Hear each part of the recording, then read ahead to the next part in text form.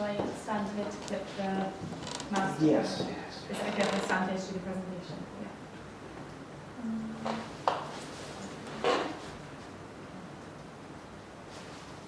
So I'll just start. Yes. Okay, cool. Today I'm going to be talking to you about women's education in England and Europe, and I'm going to look at the similarities and differences between the two places, and I'm going to be looking at how the subject is approached in literature, especially in Villette by Charlotte Bronte, and I'll look at some other novels too, and see how they sort of look at the education that was around for women in the 19th century.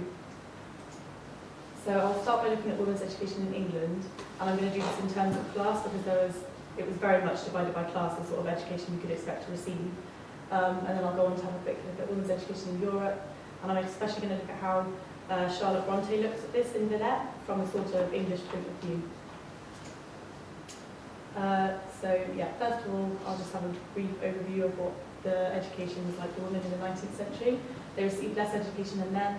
There was no official educational system for women set up, so they were not admitted to schools or universities, and once they completed what little education they could, they would only obtain low-paid jobs. A good example of the attitude towards women in education is that one of the symbols of academic knowledge and learning was a knowledge of classical languages of Greek and Latin.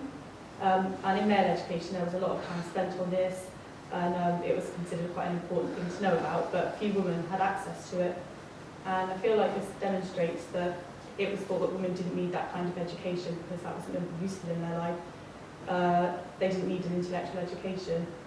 Even Jane Austen, who is obviously now considered one of our finest classical authors, she doesn't mention the classics in her books an awful lot, and if she does, it's in a sort of a joking sort of way.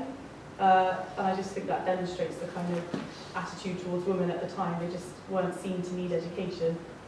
Like now, one of our greatest writers, she didn't even have access to like the classics.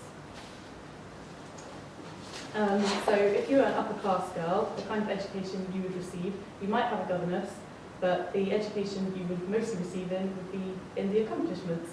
And they included music, singing, dancing, drawing, painting, sewing and speaking French.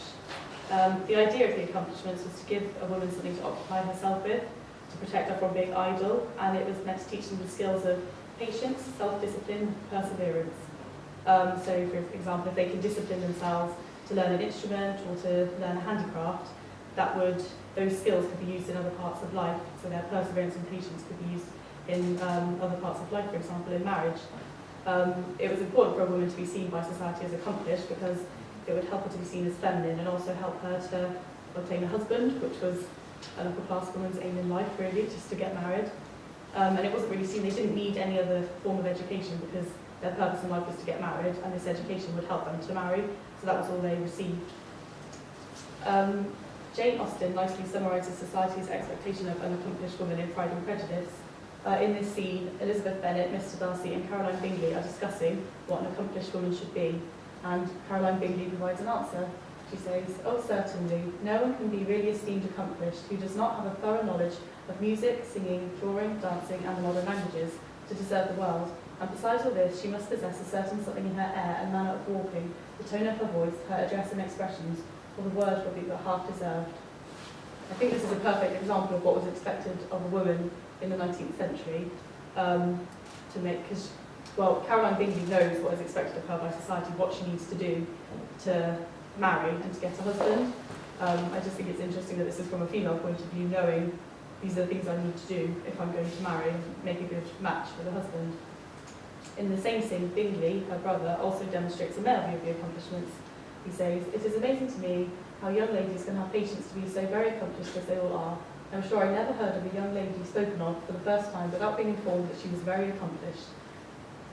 Austen's using Bingley to show how men viewed an accomplished woman. So he's saying he's impressed by a woman's patience, which I think that demonstrates how the qualities you've learned through the accomplishments were seen as a desirable thing. And I feel like she's sort of mocking the accomplishments because Bingley's saying he's always informed that a woman is accomplished when he meets them, but he doesn't realise it's for him, that the reason why they're accomplished is to impress him. It just sort of goes over his head and he's just like, "Oh, that's nice, she's accomplished." Sarah Lewis published Women's Mission in 1839, and she discusses women's education, saying that there are two kinds. First, the education of accomplishments for shining in society, and second, intellectual education, or that of mental powers. I think Sarah Lewis feels like the accomplishments are outdated and that women need to be encouraged to think intellectually and have more of a intellectual education. And I think she also feels that the accomplishments are very helpful for finding a husband and like achieving that aim, but when you're actually married and you have children, they're not going to do any good for you then. I'll now have a quick look at how Bronte touches on the accomplishments in Villette. I think a first important thing to note is that she has several sections that are in French. The characters talk to one another in French, and so Bronte herself is assuming a certain level of education and the accomplishments from her reader, because she assumes they will understand. And even though the book would more readily available to the upper classes, she's assuming that they will have these accomplishments to be able to read the book themselves, because there's no translation offered. So you have to have that accomplishment. So I think that's quite interesting that that's something she's assuming of her reader. Her main protagonist, Lucy Snow, is not an accomplished woman, but she is quite an intelligent woman. Bronte expresses her opinions on the accomplishments through her character Ginevra Fanshawe. In this quotation, I have had a continental education, and though I can't spell, I have abundant accomplishments. I am pretty, you can't deny that. I may have as many admirers as I choose. We can see that education was seen as important for an upper class young lady, and it was one of the accomplishments. And she knows that with her accomplishments and her looks, she won't have a problem finding a husband. But she's presented as quite a vain and silly character, the opposite to Lucy Snow. This is what she says about Lucy Snow. Just because I'm not clever, and that is all you think of, nobody in the world but you cares for cleverness. And I think that's demonstrating society's view of an intellectual, clever woman, that they looked down on it wasn't seen as a good thing. And I think Bronte's sort of expressing her dislike of the accomplishments, because she's presenting the accomplished woman as a silly character, and the capable, intelligent, clever woman as someone who society sort of shuns. If you're a woman in the middle or lower class in the 19th century, the sort of education you could expect to receive towards the later 19th century, education was more readily available because the public school system was expanded. But if you're a working class girl, you could still expect to leave school as early as age 10 to be going to work. They did have boarding schools for girls, for example, Lowood and Jane Eyre.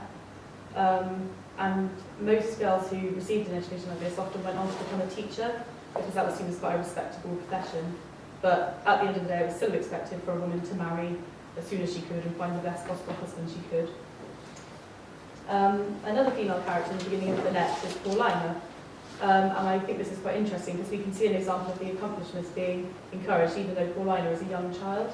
In this quote, the demure little person perched now on a high chair beside a stand, whereon was her toy workbox of white varnished wood, and holding in her hands a shred of handkerchief, which she was professing to hem, and at which she bored perseveringly with a needle, that in her finger seemed almost a skewer, pricking herself ever and anon, marking the cambric with the track and red dots, but still silent, diligent, absorbed, womanly. I think you can see here the accomplishments and the qualities that the accomplishments were trying to teach, because she's persevering, she's practicing a skill, it's keeping her busy, and it's even keeping her quiet. And Lucy Snow feels this is womanly, and it just demonstrates how from a young age it was important for a child to be aiming, or for a woman to be aiming to find a husband, that she's learning a sort of accomplishment and the skills that come alongside that when she's only a child. Towards the end of the century, girls would often be sent away to boarding school to receive an education if their family could afford it. For example, in Jane Eyre, she's sent away to Lowood. At schools like this, girls would learn to read and write, and they would have lessons in quite a few different subjects, but there would be a focus on religion, and they would have lessons in French and practice sewing and handicrafts. So even though this is later in the century, we're still seeing the basis and the ideas of the accomplishments coming through in an education, so it's still not as serious intellectual education as a male would receive. In Jane Eyre, we can see what a good education was considered to be from the advert which Jane uses to apply for a job. It says, she is qualified to teach the usual branches of a good English education, together with French, drawing and music. In those days, reader, this now narrow catalogue of accomplishments would be held tolerably comprehensive. So even later in the century, the accomplishments still made up the basis of an education, or what was considered to be a good English education for a woman. I'm now going to go on to look at European education for women, and I'm going to especially focus on how Bronte describes it from an English point of view in Villette. Even in Europe, the idea of a young lady needing to marry as soon as possible was important. So there was still this interest in making a woman seem accomplished and desirable to a man. This is Lucy's first impression of Madame Beck's school in Villette. What I saw at first was a thriving outside of a large and flourishing educational establishment, full of healthy, lively girls, all well-dressed and many of them handsome, gaining knowledge by a marvellously easy method, without painful exertion or useless waste of spirits. Not perhaps making very rapid progress in anything, taking it easy, but still always employed and never oppressed. Here was a corps of teachers and masters more stringently tasked, as all the real head labour was to be done by them in order to save the pupils. Here, in short, was a foreign school of which the life, movement and variety made a complete and more charming contrast to many English institutions of the same kind. All this seemed very pleasant, and Madame appeared with business itself, and the teachers not so bad, and the pupils perhaps a little noisy and rough, but types of... Sorry, I can't see behind that side. But this is, when she says here, in short, was a foreign school, it's sort of Bronte's summary of what a foreign school was.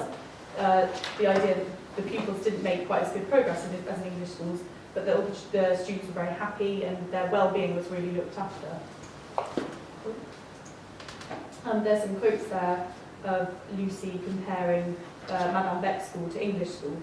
She feels overall that it's a good school and a happy place for the students to be.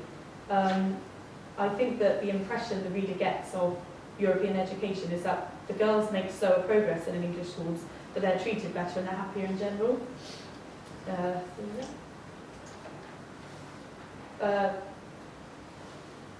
I think that it's quite interesting because in Jane Eyre, Charlotte Bronte, it was a sort of social commentary on the fact that the pupils in English boarding schools were quite often mistreated and weren't looked after properly maybe, even though they were being educated, they weren't, perhaps their well-being and their welfare wasn't really cared for. And I think it's quite interesting that she presents Madame Beck's school in this way because she's demonstrating that the students are happier.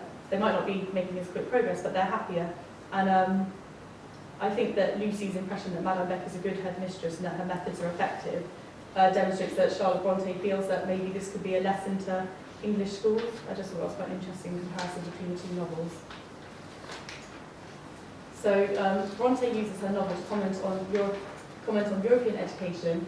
She feels that progress is slower and that the education itself is more relaxed and that the girls don't necessarily learn a lot from their lessons, but the treatment of the pupils is much better than in English boarding schools, and that their mental and physical well-being is really focused on. So yeah, I just feel like that was quite an interesting thing to compare to Edney Presentation, that in her novel Villette, she really admires the European schooling system almost, in comparison to Jane Eyre, when she's sort of picking up on areas where it's not quite so good. So yeah, and then the references that I used. Would it be fair to say then that the European model is used to critique an English model? Used to what, sorry? To critique, to criticise? Yeah, I feel like because she specifically picks on putting the slides and quotes, she's specifically saying, look at these areas that are really good about the school, and then she says, Lucy Snow says, perhaps an English teacher could learn something from looking at this. She specifically says that. So I think Bronte wasn't happy necessarily with the English schooling system, which is quite apparent in Jane Eyre. And I think she uses this novel to kind of say, look how it could be improved, and it's important that the students are happy. And I think that there's also a part where Lucy says, Madame Beck realises that if the children aren't happy, they won't learn properly. And I think it's quite interesting that Charlotte Bronte picked up on that. I guess it's almost as if it's a kind of indirect and therefore maybe safe way of providing a social critique. Because she's not saying English teachers who were it was mostly dominated, the males were like controlling what was taught and like the schools. She's not saying you're doing it wrong. She's subtly saying, look how much happier these people are. They're learning a lot better than in like Lowood, for example. Yeah. I enjoyed your talk. Just get to me. How accomplished do you think the Brontes were? This is something I found quite interesting because I feel like Charlotte Bronte was sort of, she doesn't think the accomplishments is such a good education, and they felt like it was important for women to be intellectually educated as well as, you know, in the accomplishments. But then she's assuming this level of accomplishment from her reader that they would be able to speak French. But I do think, I imagine they were quite accomplished to be able to just speak they're musical, aren't they? And, yeah. And they're good artists. So I feel like, but then I feel like they're good examples of women because they managed to take their accomplished, but they're also intellectually accomplished, obviously, because they wrote these fantastic novels. Yeah. So they're kind of a living example of both kinds of education. Exactly, like bringing it together as one, yeah. Yeah. A bit like Jane Austen as well, really. She was fairly accomplished, maybe probably not as much as society would have liked her to be, but she managed to write these like amazing novels as well. Yeah. I mean, women were allowed to go to school, they just weren't allowed to go to public school. There are kind of endless examples of girls, seminaries for girls, and boarding schools for girls, even in the late 18th century, with that kind of prejudice against. So what do you think happens in the 19th century? Why do you think the British government decides that we should get our girls educated? Is it driven by feminist theorists like Mary Wollstonecraft or John Stuart Mill, or is it some kind of utilitarian desire for a better educated workforce? I think there was like Sarah Lewis and Women's Mission, there was a lot of writing like that, sort of saying we're not happy with just not having access to these things. And I think authors like Jane Austen showed that they could write, they could understand literature. Why should they not have access to the classics? Because they could understand it. There were a lot of other female writers at the time who had books published who we haven't really heard of now and aren't so famous now, but at the time they were very popular and famous. So I think, I imagine a lot of it came from like women themselves, like reading these things and kind of being inspired that, oh, well, she can write a novel, why can't I read, like we've got access to them and reading them. And also I think that there was more, with the government bringing in more of an education system towards the end of the 19th century, they learned to read, like there was more, they could all learn to read and things, so they were able to read these novels and then think, why aren't they available so much to men? And also characters like Elizabeth Bennet and Jane Eyre and Lucy Snow were kind of breaking the social boundaries of being an intelligent, capable, thinking woman, which would be, well, if you'd never really heard of that before, that'd be quite inspiring to you. So.